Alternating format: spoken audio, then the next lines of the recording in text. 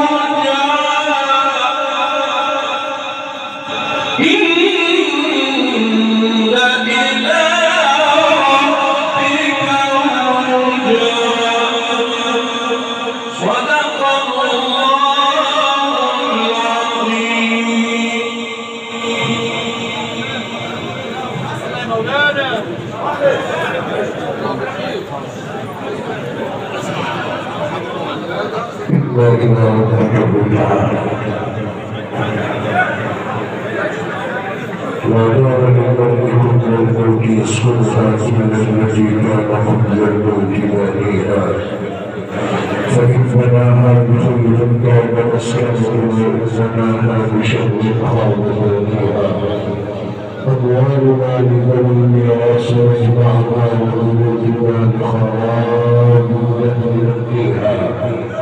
أين الملوك التي كانت مسلطنة من قبل أن يسقطها بكأس أو تساقيها فاعظم بذلك الرضوان خازنها والجار أحمد والرحمن ماشيها أرض لها تنقل ومسك طيبتها والزفران وحشيش ثابت فيها هكذا إخوة الإيمان والإسلام في الحال هذه التلاوة المباركة العطرة من كتاب الله عز وجل ولها على مسار خطوات واستواء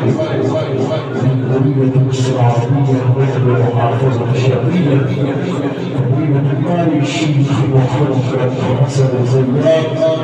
الرئيس الذي على بقيه في ميزان وأن يوفقه الله إلى بين